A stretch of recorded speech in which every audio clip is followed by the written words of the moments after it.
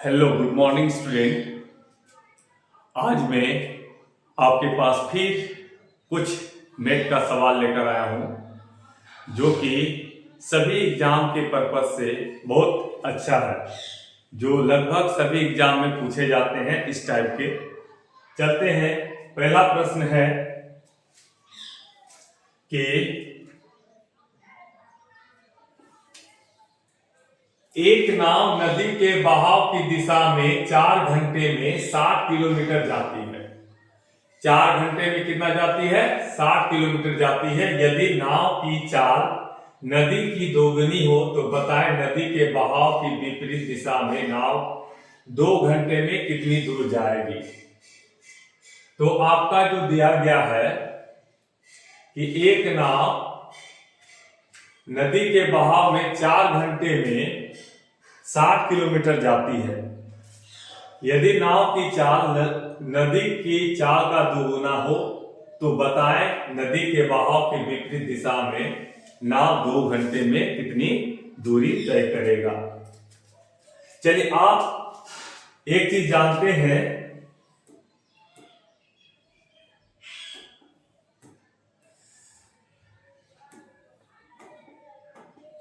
कि नदी अगर बहाव की दिशा में क्या होता है कि आप बहाव की दिशा में जिधर आपका फ्लो है उधर अगर नाव चलाते हैं तो नाव का स्पीड बढ़ जाती है, यानी धारा की चाल और नाव की चाल दोनों क्या होती है? जुड़ जाती है। यानी अगर आप वेलोसिटी ऑफ बोट, ठीक ना, ये नाव की चाल वेलोसिटी ऑफ बोट और वेलोसिटी ऑफ करंट जो धारा की चाल सी है करंट, तो दोनों जुड़ जाती है बहाव की दिशा में। बहाव के विपरीत क्या होती है? बहाव के विपरीत दिशा में दोनों की चाल क्या होती है? घट जाती है, यानी velocity boat minus velocity of current होता है। ये हमेशा आप याद रखिएगा। तो आपका प्रश्न में बोला है कि 4 घंटे में, कितना घंटे में? 4 घंटे में 60 किलोमीटर जाती है बहाव की दिशा में। तो बहाव की दिशा में 4 घंटे में 60 किलोमीटर जाती है, तो velocity of boat plus velocity of current बराबर क्या हो जाएगा? 60/4। तो आप जानते हैं चाल बराबर क्या होता है? वेलोसिटी बराबर क्या होता है? डिस्टेंस बाय टाइम होता है। ये आपको मालूम है। तो दोनों का वेलोसिटी बराबर क्या हो गया? डिस्टेंस बाय टाइम, यानी बहाव की दिशा में कितना हो जाता है? 15 किलोमीटर प्रति घंटा हो जाता है। मतलब अगर नाव और धारा एक साथ जा रही है बहाव की दिशा में तो 15 किलोमीटर प्रति घंटा हो जाता है। तो ये पूछ रहा है, तो यदि नाव की चाल, फिर एक चीज बताया है आपको, नाव का चाल जो है नदी की चाल की दोगुनी है। बोलता है वेलोसिटी ऑफ बोट का जो है ना, वेलोसिटी ऑफ करंट का, इसका ये दोगुनी है, यानी इसको जब आप 2 से गुना करेंगे तो ये बराबर हो जाएगा। यानी वेलोसिटी ऑफ बोट बराबर 2 गुना वेलोसिटी ऑफ करंट। तो इस यहां पर पुट कर दीजिए आप 2vc प्लस vc, यानी वेलोसिटी ऑफ करंट बराबर 15, यानी 3 वेलोसिटी ऑफ करंट बराबर 15, यानी वेलोसिटी ऑफ करंट बराबर 15/3। ये हो गया वेलोसिटी ऑफ करंट। कितना हो गया? 5 किलोमीटर प्रति घंटा। जब वेलोसिटी ऑफ करंट 5 किलोमीटर प्रति घंटा हो गया तो वेलोसिटी ऑफ बोट कितना हो जाएगा? आपको ध्यान रख दीजिए। तो वेलोसिटी ऑफ बोट हो जाएगा 10 किलोमीटर प्रति घंटा हो जाएगा। तो अब पूछ रहा है नदी के बहाव के विपरीत दिशा में। तो बहाव के विपरीत दिशा में क्या होता है? Velocity of boat minus velocity of current होता है। जब ये होता है तो आपका वेलोसिटी ऑफ बोट कितना है? 10 है, और वेलोसिटी ऑफ करंट कितना है? 5 है। तो निकाल लीजिए -5, यानी 5 किलोमीटर प्रति घंटा हो जाता है। धारा के विपरीत दिशा आपका कितना हो जाता है? 5 किलोमीटर प्रति घंटा। तो 2 घंटा हम कितना दूरी तय करेगा? तो दूरी बराबर क्या होता है? वेलोसिटी इंटू टाइम होता है, यानी 5 गुना 2 बराबर 10 किलोमीटर दूरी तय करेगा। 2 घंटे में कितनी दूरी तय करेगा? 10 किलोमीटर दूरी तय करेगा, यानी ऑप्शन नंबर बी इसका आंसर हो जाएगा। तो चलिए अब अगले प्रश्न की ओर चलते हैं। अब देखिएगा फिर आ गया, बोलता है 150 मीटर लंबी रेलगाड़ी विपरीत दिशा से आ रही है। 100 मीटर लंबी रेलगाड़ी को 12 सेकंड में पार कर जाती है। तो इसमें भी थोड़ा सा एक मिनट देखिए, 1 सेकंड देख लीजिए इधर कि कभी भी रेलगाड़ी विपरीत दिशा में चल रही हो तो दोनों का मान लीजिए, पहला रेलगाड़ी V1 चाल से चल रही है, दूसरी रेलगाड़ी क्या चल रही है, V2 चाल से चल रही है, और ये पहला का डिस्टेंस D1 है और दूसरा का डिस्टेंस D2 है। तो इस प्रकार जो होता है ना, कभी भी विपरीत दिशा में आ रही है ट्रेन तो इसका डिस्टेंस रहने दीजिए। जो विपरीत दिशा में कोई ट्रेन आती है ना, उसका वेलोसिटी, तो रिलेटिव वेलोसिटी सापेक्ष चाल जिसको बोलते हैं सापेक्ष वेग बराबर होता है, दोनों जुड़ जाता है, यानी V1 प्लस V2। कभी भी आप देखते हैं जब विपरीत ट्रेन से विपरीत इस ट्रेन जब आती है, एक दूसरे का आमने सामने से जब आती है तो बहुत स्पीड में पार करती है, इसीलिए क्योंकि दोनों का वेलोसिटी जुड़ जाती है। तो ध्यान दीजिएगा, विपरीत दिशा में ट्रेन का वेलोसिटी क्या होती है, जुड़ जाती है। और वही एक ही दिशा का बात करेगा, जब एक ही दिशा में ट्रेन चल रही हो तो आप देखिएगा एक ही दिशा में जब ट्रेन कर रहे ना, फास्टेस्ट ट्रेन धीरे धीरे पार करेगा ऐसे करके स्लोएस्ट ट्रेन को, तो इस प्रकार क्या होता है, उसका वेलोसिटी कम मतलब अंतर कम कर देते हैं, घट जाता है। यानी आप लिख सकते हैं इसका रिलेटिव वेलोसिटी बराबर होता है V1 माइनस V2, या क्योंकि यहां पर लिख सकते हैं V1 बड़ा होगा V2 से, ठीक ना। ये समझ जाइए, विपरीत दिशा में रहेगा तो रिलेटिव वेलोसिटी क्या हो जाएगा, ट्रेन का जुटेगा, और एक ही दिशा में रहेगा तो रिलेटिव वेलोसिटी क्या होगा, घटेगा। इतना ध्यान रखिएगा। तो बोलता है विपरीत दिशा से आ रही एक ट्रेन 100 मीटर लंबी रेलगाड़ी को 12 सेकंड में पार करती है। अब इधर देखिएगा, एक ट्रेन है, ये इधर से आ रही है, ये इधर से आ रही है, ये 150 मीटर लंबी है, इसका डिस्टेंस जो है 150 मीटर लंबी है, और इसका डिस्टेंस कितना है, 100 मीटर है। अब ये एक दूसरे को पार करने में कह रहा है कितना सेकंड लग रहा है, 12 सेकंड लग रहा है। कितना सेकंड लग रहा है, 12 सेकंड लग रहा है। तो यदि पहली रेलगाड़ी 30 किलोमीटर प्रति घंटा की चाल से हो तो पहला का वेलोसिटी है 30 किलोमीटर प्रति घंटा, तो दूसरे ट्रेन की वेलोसिटी क्या होगी। तो आप जानते हैं कभी भी ऐसा हो तो विपरीत दिशा में आ रही है तो वेलोसिटी इसका जुटेगा, यानी V1 प्लस V2 बराबर, तो डिस्टेंस भी जुटेगा दोनों का, चाहे समान दिशा में जाए चाहे विपरीत दिशा में जाए, डिस्टेंस हमेशा जोड़िएगा, ठीक ना। तो 150 D1 प्लस D2 बटे क्या हो जाएगा, T हो जाएगा। अब चलिए V1 कितना है, 30 दिया हुआ, प्लस V2 बराबर V1 कितना है, 150 है, प्लस 100 है, बटे T कितना है, 12 सेकेंड। ध्यान रखिएगा ये 30 जो है किलोमीटर प्रति घंटा है, ये क्या है, मीटर पर सेकेंड है। देखिए मीटर बटे सेकेंड है, इसको किलोमीटर प्रति घंटा बदलने के लिए 18 बटे 5 से गुना करना पड़ेगा आपको, ठीक है। तो चलिए आगे कर दीजिए, ये 250 गुना 18 बटे 12 गुना 5, ये 3 बार में, ये 2 बार में, 5 गुना 10 खत्म, यानी 75 किलोमीटर हो गए, 75 किलोमीटर प्रति घंटा हो गया। तो 75 हो गया आपका, तो ये 30 उधर चला जाएगा, तो V2 बराबर आपका क्या आ जाएगा, 75 माइनस 30, यानी V2 बराबर 45 किलोमीटर प्रति घंटा हो जाएगा।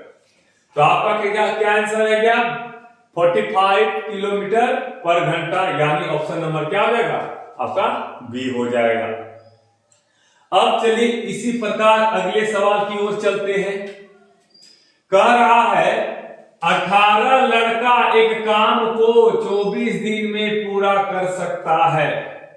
18 लड़का किसी काम को 24 दिन में पूरा कर सकता है।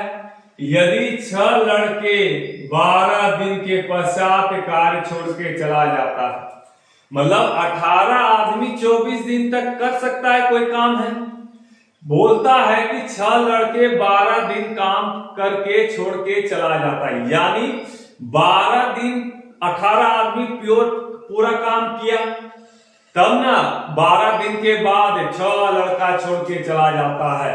तो याद रखिएगा, पूरा काम जो होता है men into time equal to total work होता है, यानी जो आदमी है क्षमता है गुना दिन बराबर टोटल काम होता है। ये आदमी गुना 18 लड़का गुना 24 दिन, ये आपका टोटल काम है। लेकिन आपको कह रहा है 12 दिन बाद 6 लड़का काम करके चला जाता है, यानी 12 दिन के बाद, तो 12 दिन इसमें घटा दीजिए, कितना दिन का काम बचा, और इतना दिन बचा, तो 6 लड़के छोड़ के चला जाते हैं, 18 लड़के थे, 6 छोड़ के चला जाते हैं, कितना बचेगा, 12 बचेगा।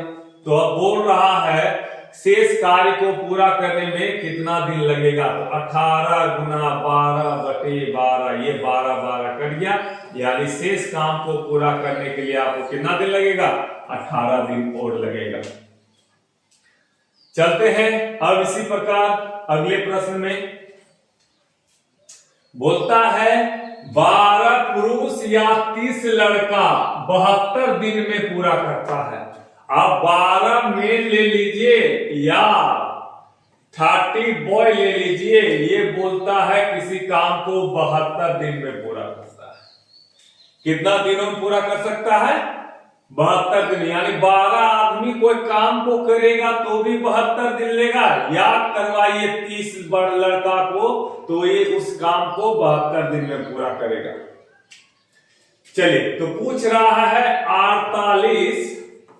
48 पुरुष और 24 लड़का मिलकर उस काम को कितने दिनों में पूरा करेगा।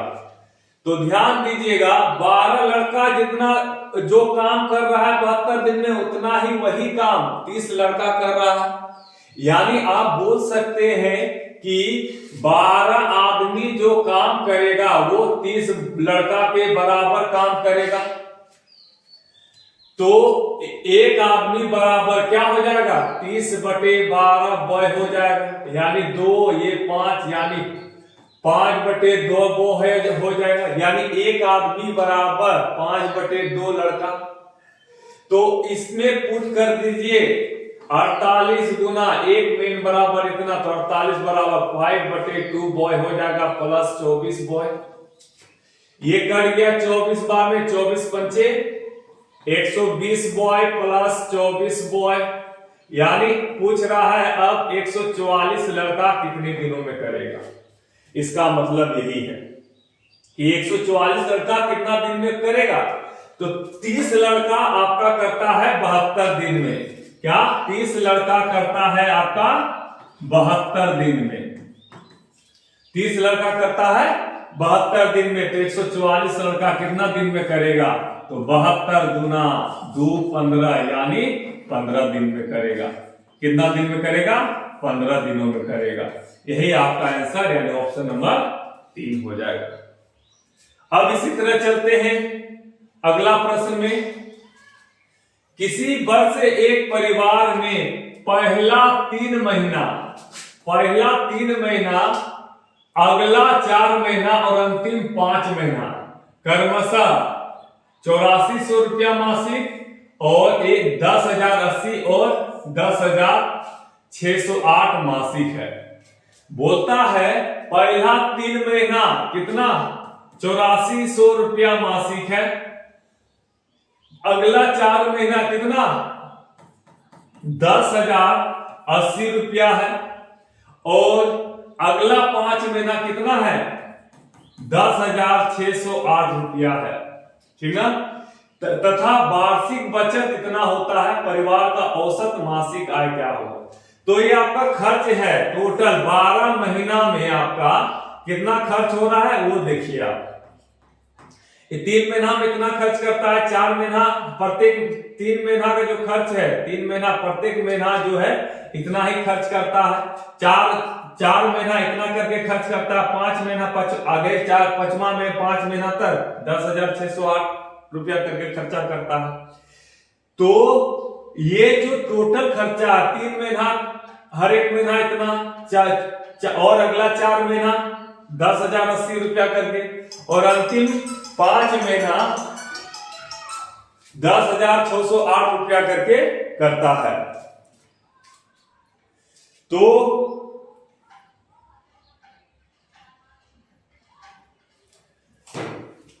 टोटल 12 महीना में कितना खर्च हुआ वो देख लीजिए। बराबर 3 4 12, 8 या 24 1 25 00 बराबर 0 8 चौके 32 10 4 40 और 8 पंचे 40 6 पंचे 30 5 एकम 5, इतना सबको गुना कर लीजिए। टोटल आपका जो खर्च होगा 12 महीने का खर्च वो निकल जाएगा 0 6 5 8 6 5 11, यानी 1,18,560 रुपया आपका खर्च हो जाता है साल भर का। तो बोलता है वार्षिक बचत, यानी एक साल में वो कितना बचत करता है 8,640 रुपया बचत करता है। तो बचत कितना करता है 8,640 रुपया बचत करता है। तो आय कितना हो जाएगा, आप लोग जानते हैं खर्च जोड़ बचत बराबर आय होता है कि खर्च आय में खर्च कर दीजिएगा पूरा तो बचेगा जो वो बचत होता है, इसलिए खर्च जोड़ बचत बराबर आय होता है। इसको जोड़ दीजिए 0 6 4 10 6 5 11 12 8 9 16 1 17 11 12। आपका टोटल आय साल भर का आय 1,27,200 रुपया है। तो पूछ रहा है परिवार का औसत महीना आय कितना होगा, मतलब प्रत्येक महीना वो कितना कमा रहा है, औसत आय कितना है। तो औसत आय बराबर लिख दीजिएगा, औसत आय बराबर क्या हो जाएगा 12,72,00 बटे 12, ये कट जाएगा 12 के 12 0 बर्छक 72 0 0, यानी प्रत्येक महीना का औसत आय जो है 10,600 है। आपका प्रत्येक महीना का औसत आय कितना है 10,600 है। चलिए अब अगला प्रश्न में चलते हैं हम लोग। कह रहा है a² plus b² plus c² बराबर 6.25, और फिर कहा है ab plus bc plus ca बराबर 0.52। तो a plus b plus c का मान क्या होगा, और एक चीज यहां बोला है कि a plus b plus c जो होगा छोटा होगा किससे 0 से। तो चलिएगा देखिएगा एक सूत्र होता है a plus b plus c का होल स्क्वायर बराबर a² plus b² plus c² plus 2ab plus bc plus ca। तो यहां सभी का मान दिया गया है, इसका मान कितना है आपका 6.25 है, प्लस इसका ये 2 इंटू क्या हो जाएगा, इसका मान आपको दिया गया है क्या है 0.52 है। तो a plus b plus c का होल स्क्वायर, अब यहां देखिए 6.25 हो गया और प्लस 52 दूना 104 यानी 1.04 हो जाएगा, यानी a plus b plus c का होल स्क्वायर बराबर। तो यहां पर क्या हो जाएगा आपका, इन दोनों को जोड़ दीजिए 7.29 हो जाएगा। तो a plus b plus c ये स्क्वायर घर जाएगा तो रूट अंडर हो जाएगा बराबर 2.7 हो जाएगा। तो प्लस माइनस हो जाएगा यहाँ पर।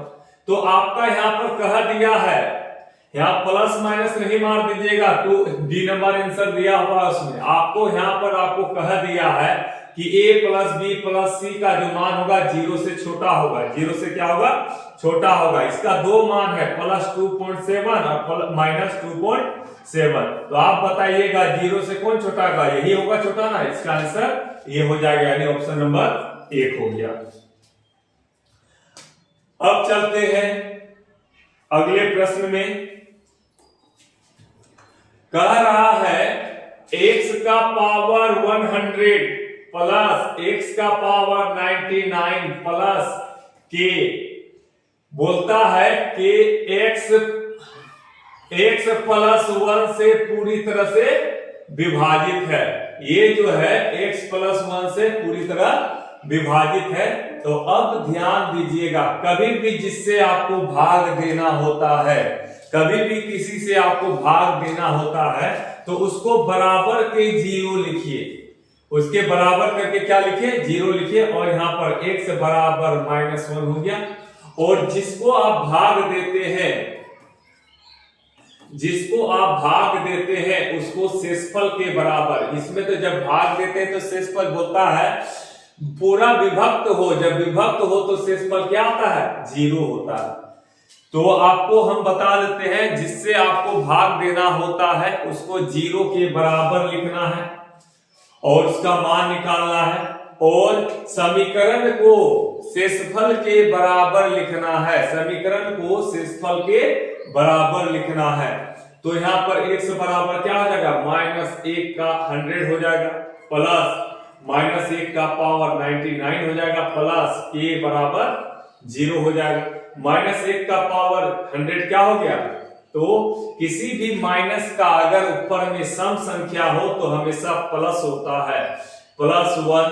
यहाँ पर अब किसी का पावर में अगर विषम हो तो वो क्या होता है, माइनस होता है, प्लस k बराबर 0, ये कट गया, यानी k बराबर क्या हो गया, आपका 0 हो गया, यानी ऑप्शन नंबर 3। चलिए अब इसी प्रकार अगले प्रश्न में चलते हैं। हाँ, बोलता है एक खाली होज को भरने में 2 पाइप A तथा B क्रमशः 60 मिनट और 40 मिनट लेता है। यदि टंकी को भरने में आधा समय B काम करे तथा आधा समय A तथा B दोनों काम करे तो होज को भरने में कितना समय लगेगा। तो कह रहा है ए पाइप जो है किसी टंकी को 60 मिनट में भरता है और बी इसी टंकी को 40 मिनट में भरता है। तो ये समय का अनुपात हो गया, तो समय का अनुपात निकाल लीजिए, 3:2 हो गया। और समय का अनुपात जो रहेगा उसको उल्टा दीजिए, ये क्षमता का अनुपात हो जाएगा, यानी प्रत्येक मिनट कितना भरेगा, 2:3 हो जाएगा। यानी ये प्रत्येक मिनट 2 भरता है, ये प्रत्येक मिनट 3 भरता है। तो टोटल काम जो होता है, हमने आपको बताया कि समय गुना जो मूल्य समय गुना क्षमता को कर दीजिए 40 या 120 या 60 दूनी 120 दोनों बराबर होना चाहिए। आपका टोटल काम 120 हो गया। तो चलिए अब काम जो करने बोल रहा है कि यदि टंकी को भरने में आधा समय B काम करे और आधा समय A और B दोनों काम करे, मतलब एक दिन का आधा दिन केवल B काम करे, आधा दिन कौन काम करे, केवल B काम करे, और आधा दिन जो है A और B दोनों काम करे, ये कह रहा है। इस तरह करने से कितने दिनों में काम खत्म होगा। आप बोल सकते हैं कि B पूरा दिन काम करता है लेकिन A कितना दिन काम करता है, आधा ही काम करता है। देखिए B तो पूरा दिन काम किया ना, लेकिन A कितना दिन काम किया, आधा दिन ही काम करता है। यानी बोल सकते हैं B का पूरा ले लीजिए, B कितना करता है, 3 करता है, और A का आधा दिन करने में कितना लगेगा, आधा A का कितना हो जाएगा, 1 हो जाएगा। यानी एक दिन में दोनों मिलाकर कितना काम कर रहा है, इस तरह से 4 काम कर रहा है एक दिन में। तो 120 काम करने में कितना लग जाएगा, 30 मिनट लग जाएगा। कितना मिनट लग जाएगा, 30 मिनट लग जाएगा, यानी ऑप्शन नंबर 4 हो जाएगा। अगला प्रश्न देखिएगा,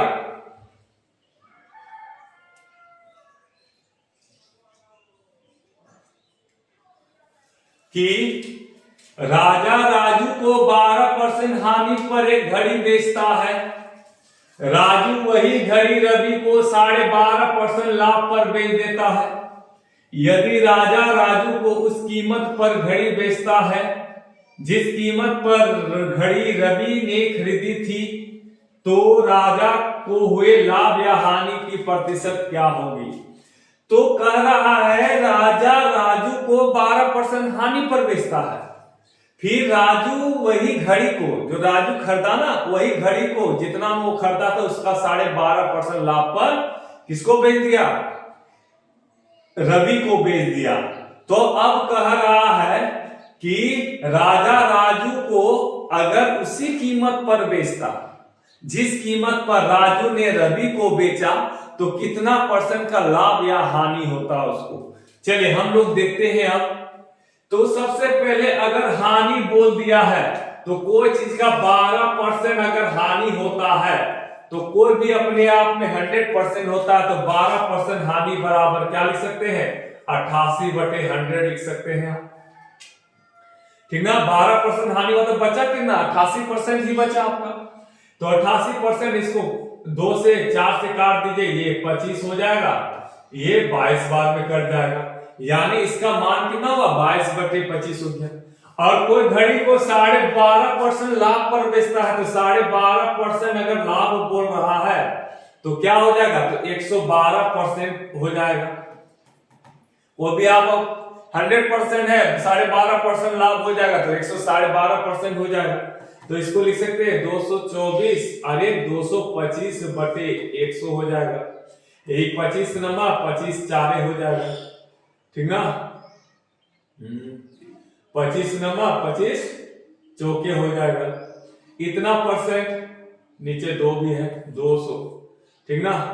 तो 25 8 यानी 9/8 हो जाएगा। अब चलिए मान लीजिए राजा ने 1 रुपया में खरीदा होगा, लेकिन राजू को 12% हानि पर बेचा यानी 22/25 पर बेचा, ठीक ना। तो अब ये जो मिला ये कितना किसको मिला, ये आपको राजू को मिला। राजू ने यही घड़ी 12.5% लाभ पर बेच दिया, यानी 12.5% यानी इसका 9/8 पर किसको बेच दिया, राजू को बेच दिया, रवि को बेच दिया। तो अब बोलता है ये रवि खरीदा है इतना में, इसको सोल्व कीजिए क्या हो जाएगा 4 बार में और ये कितना 11 बार में, यानी 99/100 में कौन खरीदा, रवि ने खरीदा। तो बोलता है यही रेट पर अगर राजा राजू को किस कीमत पर घड़ी बेचता की कीमत पर घड़ी रवि ने खरीदा था, ठीक ना। तो रवि जो खरीदा था इतना में खरीदा ना, तो राजा अगर बेचता राजू को इस कीमत पर क्या होता, लाभ होता कि हानि होता। तो ध्यान दीजिएगा इस कीमत पर बेच रहा है यानी 100 में कितना बेच रहा है 99 में बेच रहा है, यानी 1% का क्या हो जाता, हानि हो जाता। किसको हानि हो जाता, राजा को हो जाता 1% का हानि। अब चलते हैं आगे। एक दुकानदार कुर्सी के विज्ञापित मूल्य पर 10% छूट देता है।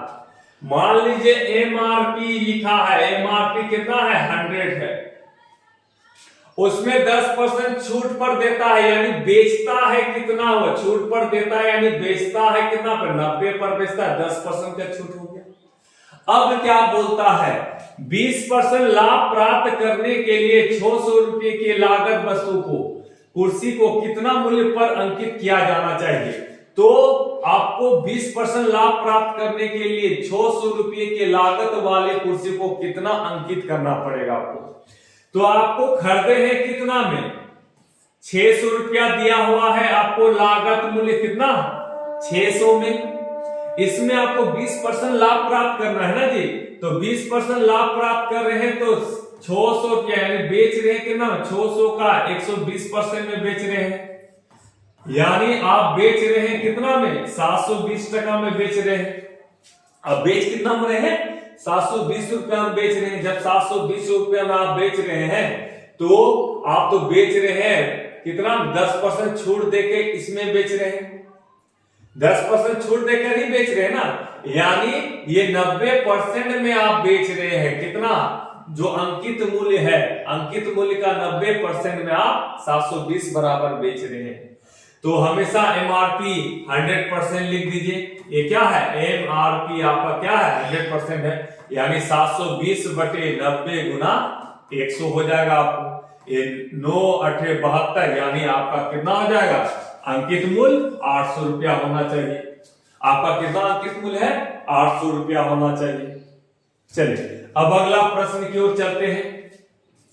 बोलता है 77% और 90% शुद्धता वाले दो घोल मिलाकर 81% शुद्धता वाले 39 लीटर का घोल तैयार किया गया है, तदनुसार उस मिश्रित घोल में दूसरे घोल की मात्रा कितनी होगी। चलिए, एक 77% वाला है और दूसरा 90% वाला है, और दोनों मिलाकर कितना हो जाता है, 81% हो जाता है। तो 39 लीटर घोल तैयार करते हैं, तो घोल में दूसरा घोल पे, ये पहला हो गया, ये दूसरा हो गया। चलिए, तो ये घट जाएगा, 90 में 81 गया 9 हो गया, और 77 में हो गया 4। इस अनुपात में बांटा गया है 39 लीटर को, तो अनुपात कितना, 9 अनुपात और 4 अनुपात, 13 अनुपात में टोटल बांटा गया, किसको, 39 को बांटा गया है। तो अनुपात 1:3, तो 9 तिया 27 हो जाएगा, 4 तिया 12 हो जाएगा, यानी दूसरा का क्या है, 12 लीटर। दूसरा कितना है, 12 लीटर। अगर पहला का बोल देता तो 27 लीटर। चलिए, अब अगले प्रश्न में चलते हैं। एक विद्यार्थी को किसी राशि का 7% ज्ञात करने के लिए कहा गया, उसने भूलवश 7.5% कर दिया, ठीक ना। जो 135 था, 7.5% कर दिया, तो वो क्या हो गया, 135। तो बोलता है सही उत्तर क्या होगा, यानी 7% पूछा है, तो 7.5% बराबर कितना, 135।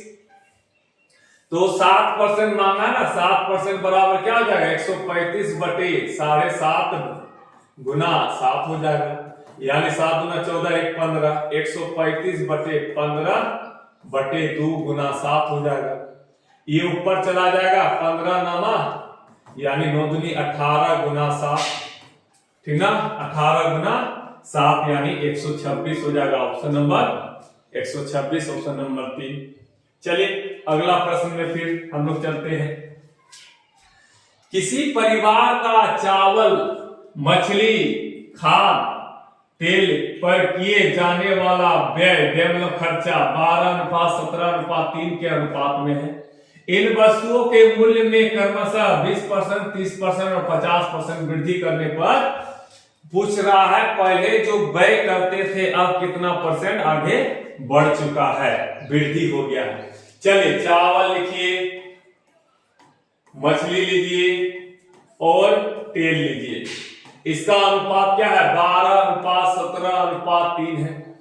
ये व्यय करते थे पहले, लेकिन अब इसमें कितना बढ़ गया, 20% बढ़ गया, इसमें कितना बढ़ गया, 30% बढ़ गया, इसमें कितना बढ़ गया, 50% बढ़ गया।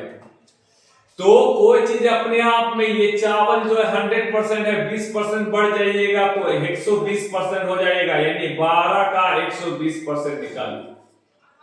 अब इधर देखिए, 17 है ना, 17 में बोलता है 30% बढ़ गया, तो 17 में जब 30% बढ़ गया तो ये तो 100% है ना, तो 130% हो जाएगा। अब इसमें देखिएगा 3 है ना, 3 में बोलता है 50% बढ़ गया, कितना बढ़ गया, 50% बढ़ गया। जब 50% बढ़ जाएगा 3 का 150% हो जाएगा। अब टोटल ये कीजिए, यहां पर देखिएगा 1 0 1 0 कट गया, 12 का गुना 12 144, यानी यहाँ पॉइंट हो जाएगा 14.4, ये हो गया। और ये कितना होगा, 1 0 1 0 13 7 91, 13 कम 13 9 22, इतना हो जाता है। एक पॉइंट यहाँ आ जाएगा। और ये कितना हो गया, ये 0 0 कट गया, 15 या 45, 4.5 हो जाएगा। इसको टोटल जोड़िए तो 26 हो गया, 22 4 26 और 14 कितना हो गया, 40 और 1 41। ये टोटल मिलकर, ये सब टोटल मिलकर कितना आ रहा है, 41 आ रहा है। और ये टोटल मिलकर कितना आ रहा है, 30 और 32 आ रहा है। यानी पहले आप खर्चा करते थे कितना, 32, और आप खर्चा करने लगे कितना, 41। यानी कितना का बढ़ोतरी हो गया, तो 9 का बढ़ोतरी हो गया। तो किसमें बढ़ोतरी हुआ, तो 32 में हो गया, गुना 100। यही प्रतिशत हो गया ना, व्यय में कुल प्रतिशत। तो 25 का 4 का पढ़ा 25 बार में, ये 8 बार में, 25 नंबर 225 बटे 8 हो गया, यानी 8 दूना 16 6 5, तो 8 64 गुना 1/8% का आपका क्या हो गया, व्यय में वृद्धि हो गया। ऑप्शन नंबर 4 हो जाएगा। अब चलते हैं इसी प्रकार अगला प्रश्न की ओर। बोलता है 3 सेंटीमीटर वाले दो वृत्त के केंद्रों के बीच की दूरी इतना है, तो उभयनिष्ठ अनुप्रस्थ स्पर्श रेखा की लंबाई क्या होगी? तो त्रिज्या दिया है दोनों का, R1 बराबर 3, दोनों वृत्त वही है, R2 बराबर 3, और जो दोनों के बीच दूरी दिया है D बराबर 10 सेंटीमीटर दिया है डिस्टेंस D बराबर कितना दिया है? 10 सेंटीमीटर दिया है। तो याद रखिएगा एक सूत्र होता है अनुप्रस्थ स्पर्श रेखा उभयनिष्ठ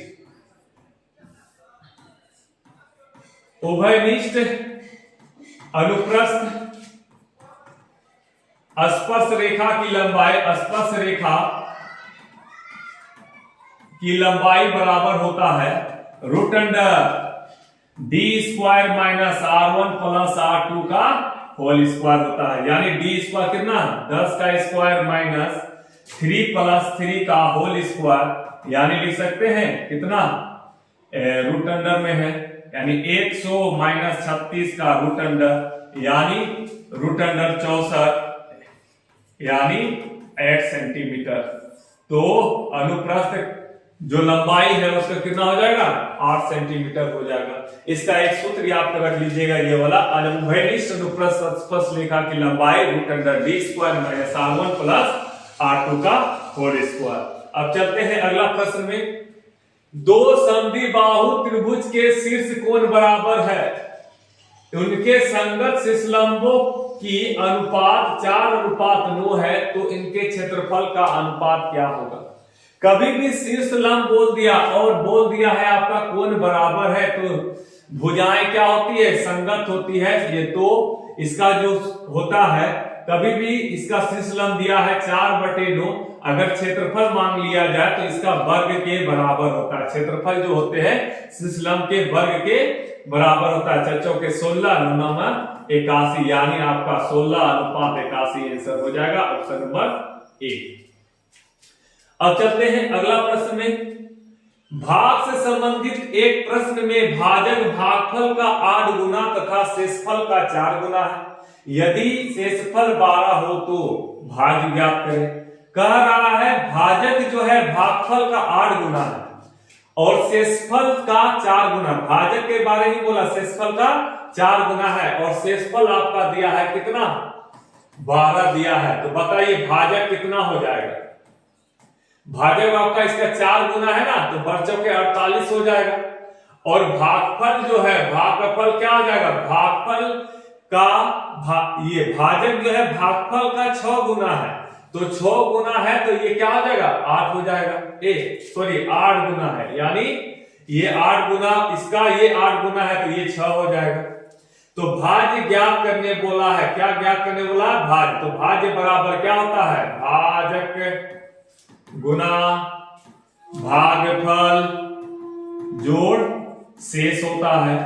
क्या होता है? भाजक गुना भागफल जोड़ शेष होता है। तो भाजक कितना है?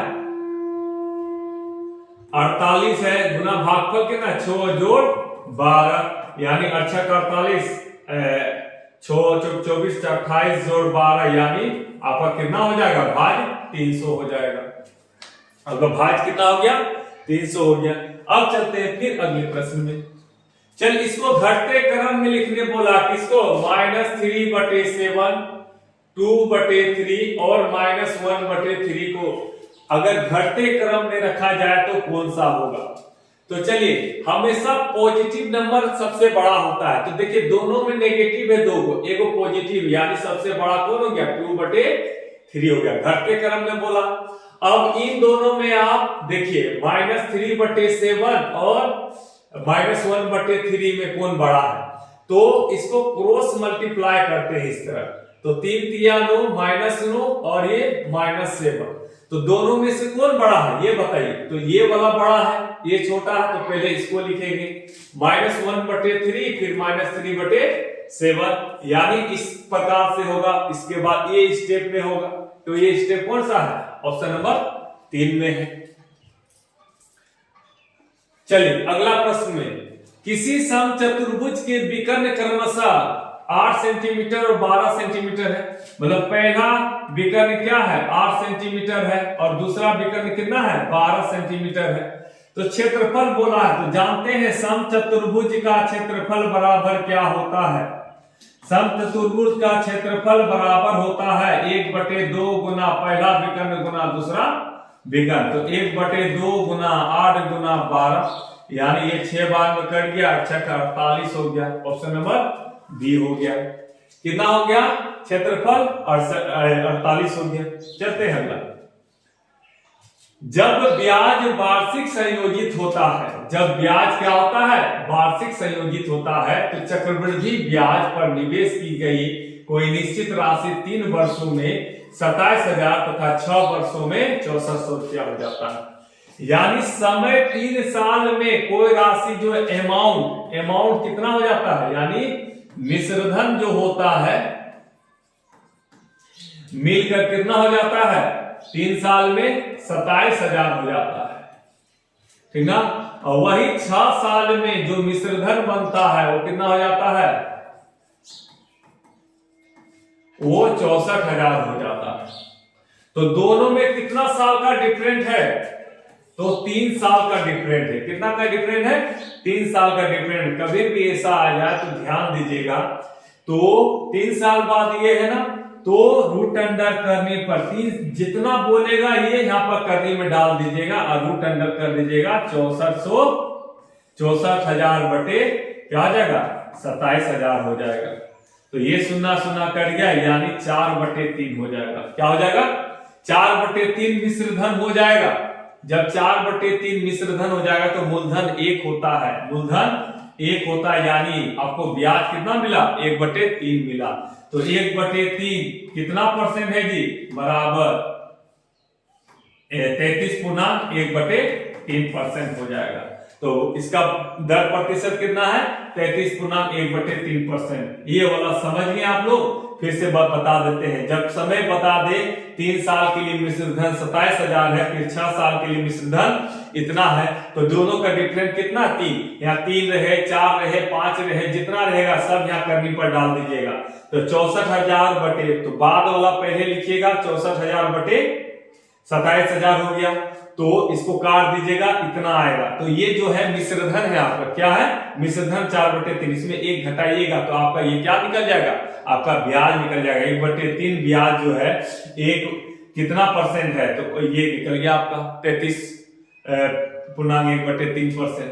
चलिए अब अगला प्रश्न में चलते हैं। ये सरलीकरण दिया गया है आपको। चलिए क्या दिया है सरलीकरण?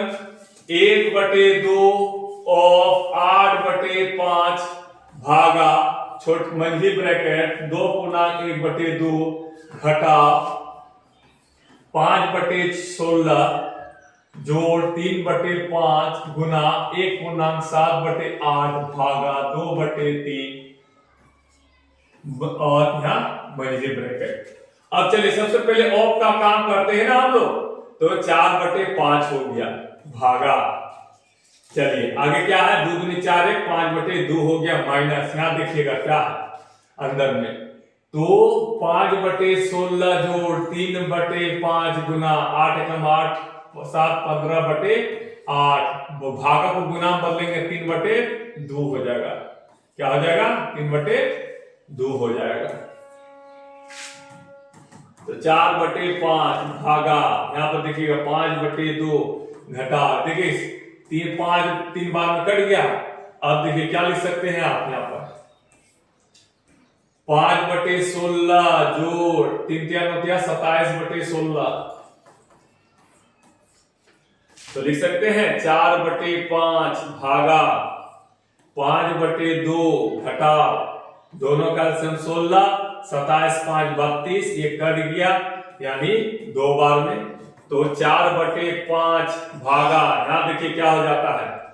तो दोनों कर गया, अढ़ाई में 2 चला गया, 5/2 अढ़ाई था ना जी, 2 चला गया, कितना बचा? आधा बचा। कितना बचा? आधा बचा। तो ये उलट जाएगा, 4/5 गुना 2/1 यानी 8/5 आपका आंसर हो जाएगा, यानी ऑप्शन नंबर 4। चलिए अगला प्रश्न में चलते हैं। बोलता है ए और बी का आय का अनुपात कितना है और इसका व्यय मतलब खर्चा का अनुपात 9:5 है। बोलता है ए का जो आय है ना, बी का व्यय का 2 गुना है। चलिए बोलता है ए और बी का दिया गया है ना क्या दिया है, आय का अनुपात जो दिया है 5:3 दिया गया है। और इसका व्यय, व्यय मतलब जानते हैं खर्चा होता है, व्यय का अनुपात 9:5 दिया गया है। अब यहां ये कह रहा है कि इसका जो बी का जो ए का जो आय है बी का व्यय के दुगुना है, ए का जो आय है ये वाला आय और बी का व्यय का दोगुना है, यानी ये 10 है। क्या है, 10 है। तब इसको 2 से गुना किए, ये भी 2 से गुना हो जाएगा 6।